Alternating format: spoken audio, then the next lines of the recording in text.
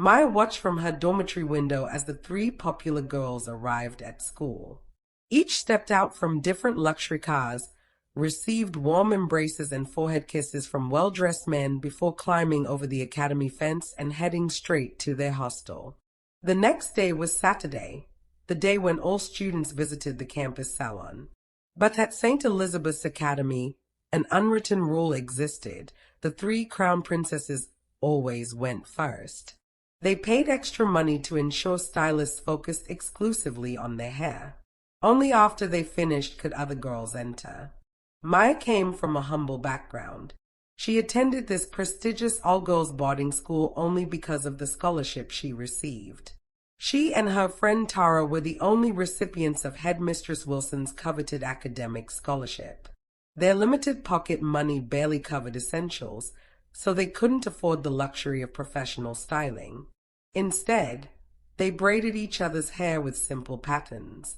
When they finished their modest hairstyles and walked through the dormitory, Bianca, Sophia, and Naomi couldn't contain their laughter. "Just look at those pathetic creatures," Bianca sneered. "They don't understand that beauty costs money." Other students joined in the mockery while the three popular girls lounged in their corner of the dormitory.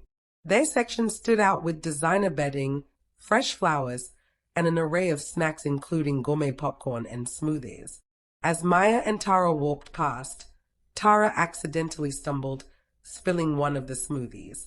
"I'm so sorry," Tara stammered, trembling before them.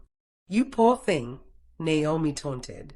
"Have you ever even tasted a smoothie before? That costs 10,000 naira. Maya gasped. "We can't afford that." "Then watch where you walk next time," Naomi replied dismissively. The following day in class, as Maya studied diligently, Sophia approached her. "Studying hard, aren't you?" she began casually. "Yes, of course," Maya replied. "Well, we have an outing next weekend.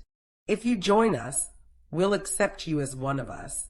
Many girls dream of this opportunity, but I feel drawn to you out of pity." Maya looked at her, shocked. "Outing? Where? Are you the ONLY girl at St. Elizabeth's who doesn't know the three party princesses always go out on Saturdays? Whether school rules allow it or not," Sophia explained. "Our parents are powerful people. We practically make the rules here. Even the security guards work for us." Maya nodded understandingly.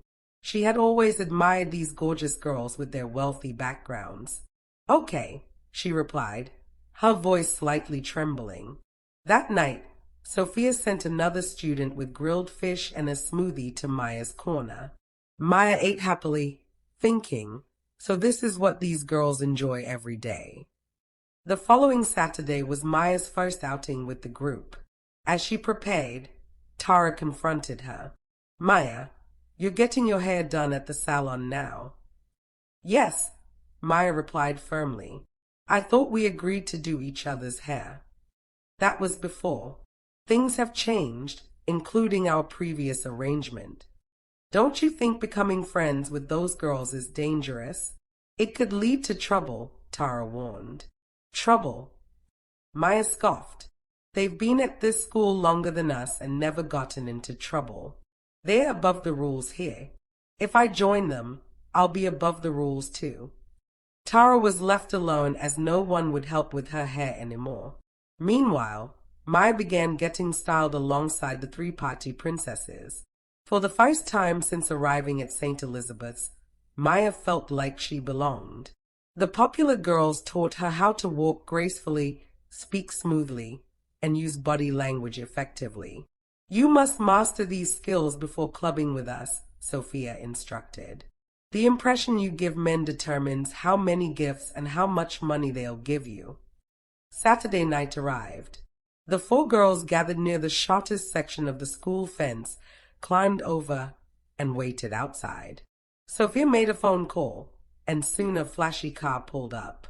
A handsome young man stepped out, hugged Sophia warmly, and kissed her forehead. "My beautiful girl, I've missed you so much," he said. opening the front door for her while Maya and the others sat in the back. He drove them to his house, a magnificent mansion with grand entrances, manicured gardens, and a swimming pool glistening under moonlight. The interior featured modern decor, high-end amenities, and a spacious living area perfect for entertaining. Maya gasped, struggling to catch her breath at the lavish surroundings. Soft music played while disco lights created an intimate atmosphere. Bianca and Naomi immediately embraced their boyfriends, leaving Maya standing awkwardly in the living room. She remembered her mother's warning, avoid men and focus on your studies. They'll only distract you. Yet she watched as her new friends kissed their boyfriends passionately and without shame. Loosen up, girl. Naomi called to her. Life isn't all about books. You need to have fun. As Maya stood speechless, wondering how these girls maintained such freedom without consequences, a tall, handsome man approached her. Hello, beautiful angel. May I keep you company? He asked with a charming smile. Maya's heart raced. I'm fine, thank you, she replied shyly. My name is David, he continued warmly. May I know yours? Maya, she answered quietly. I like you, Maya.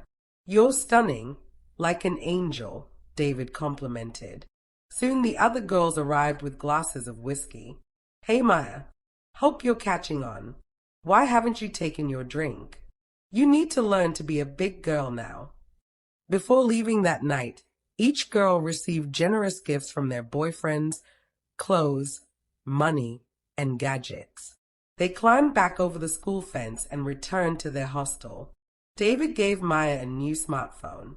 Take this, my angel, and this money too. Call me anytime you need anything. Maya was ecstatic. She had never owned a smartphone before, and now she had an expensive one.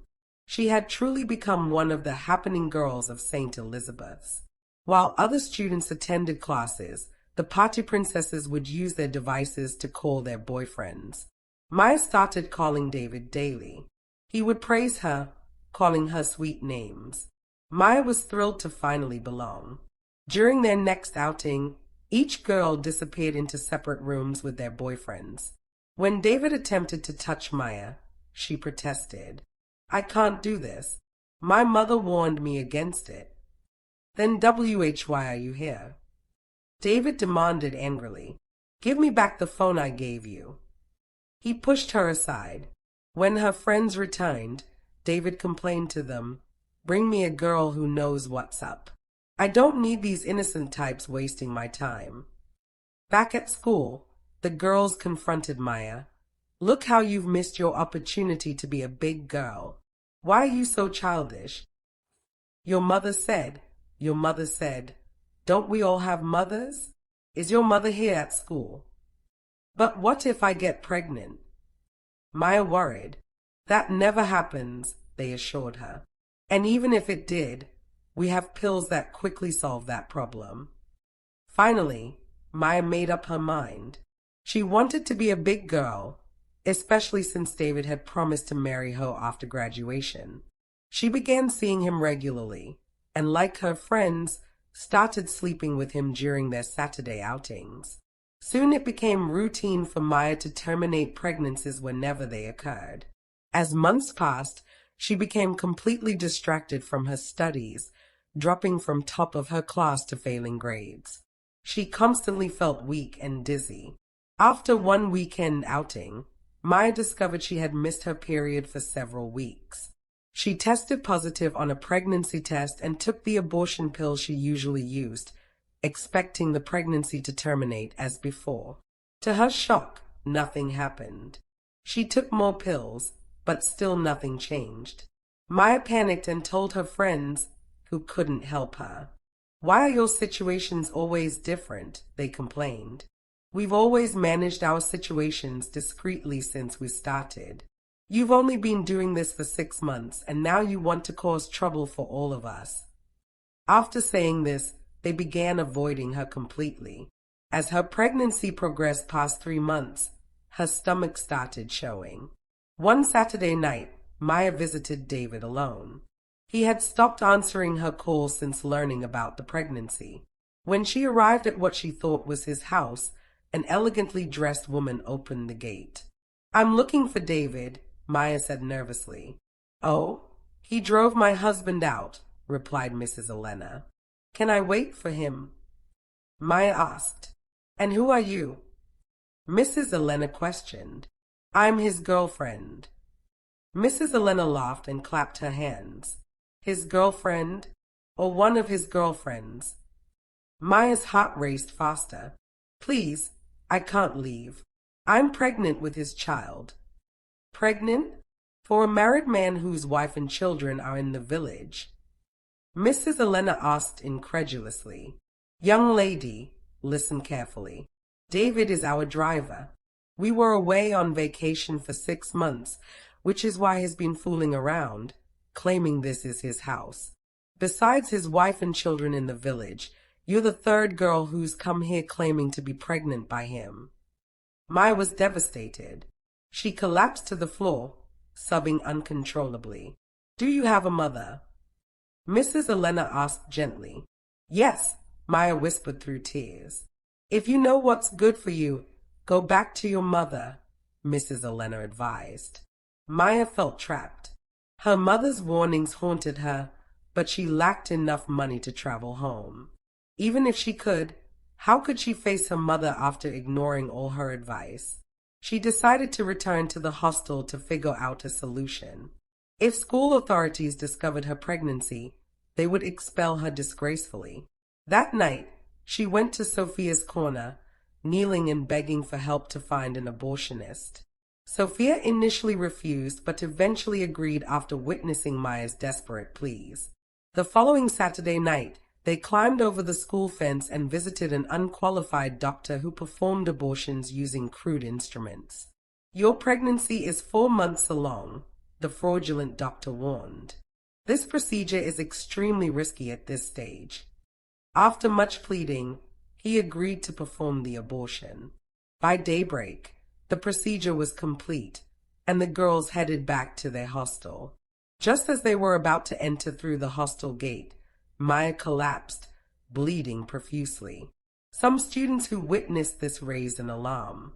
School authorities rushed her to the hospital and alerted her parents.